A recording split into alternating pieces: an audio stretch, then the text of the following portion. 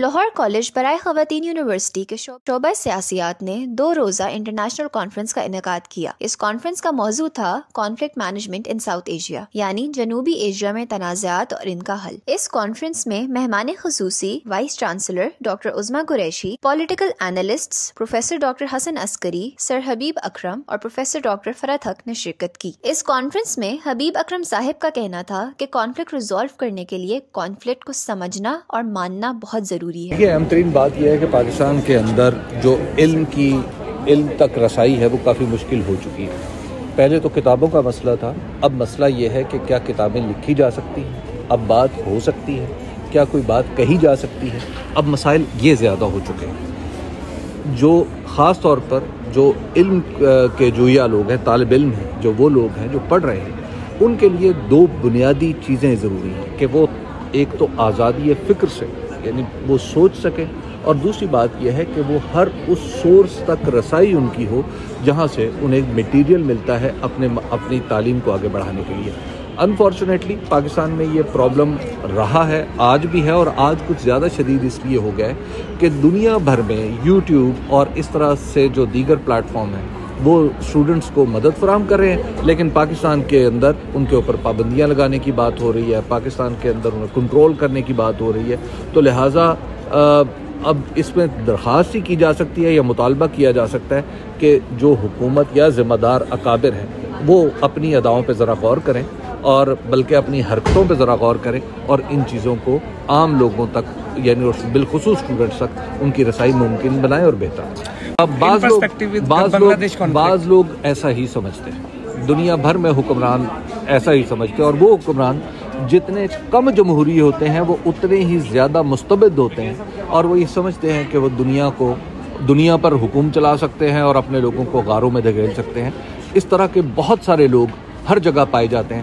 پاکستان میں بدقسمتی کی بات ہے کہ کچھ تھوڑے سے اکثریت میں ہیں اور کچھ طاقت میں بھی دکھائی دے رہے ہیں۔ تھینک یو سو مچ سر۔ جبکہ ڈاکٹر حسن عسکری صاحب کا کہنا تھا کہ پاکستان اس وقت تاریخ کے کٹن دور سے گزر رہا ہے، لیکن ہم ابھی تک اصل مسائل کو حل کرنے کی طرف نہیں جا پائے۔ دیکھیں، کانفلکٹ ریزولوشن کے لیے بہت سے فیکٹرز ہوتے ہیں، اور ان میں سے ایک فیکٹر یہ ہے کہ ملک کے اندر سیاسی تنازعات کم ہیں کہ زیادہ ہیں، جھگڑے زیادہ ہیں یا کم ہیں، اور اس کے علاوہ جو حکومت جو ریپرزینٹ کرتی ہے وہ کس حد تک نمائندہ ہے، یعنی اس کو عوام کا سپورٹ حاصل ہے، کیونکہ اگر عوام کی سپورٹ حاصل ہے تو آپ بولڈ ڈیسیجن لے سکتے ہیں۔ اگر آپ کو عوام کی سپورٹ حاصل نہیں ہے تو آپ پھر روٹین ڈیسیجن کریں گے، ایک ہمت والا ڈیسیجن آپ اسی وقت کرتے ہیں جب آپ کو پتہ ہے عوام ساتھ ہے۔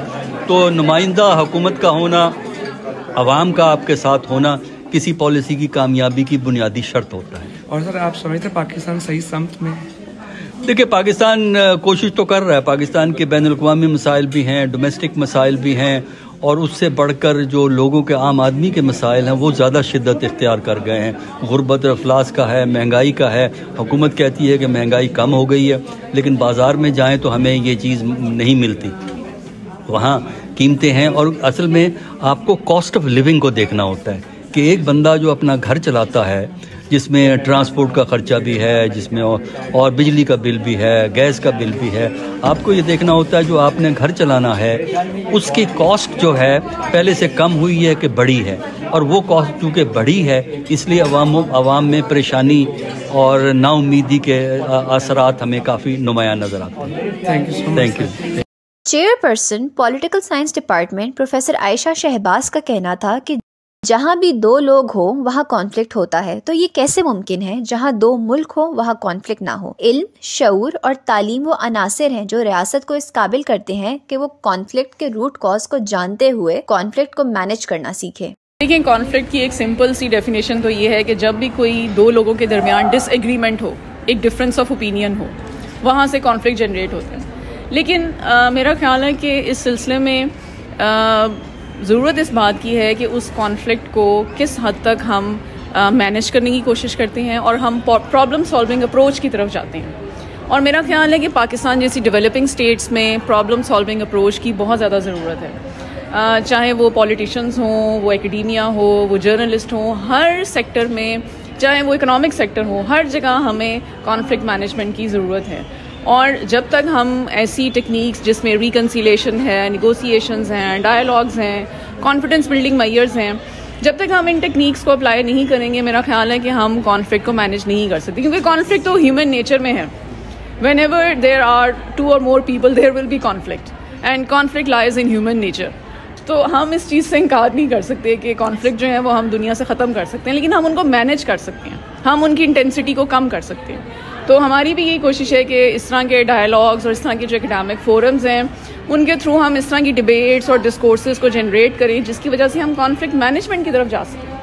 تھینک یو سو مچ. اس طرح کی کانفرنسز جہاں پر سیاسی مسائل کی نشاندہی کرتی ہیں، وہیں کہیں نہ کہیں ان کے حل کے لیے بڑی زبردست تجاویز بھی سامنے لاتی ہیں. رپورٹنگ ٹیم سے سیدہ علیشہ زینب، رمائلہ سلطان، نور الہدیٰ، ماہین مسکان اور Nayab Sajjad. FM 96.6 Lahore college for women university.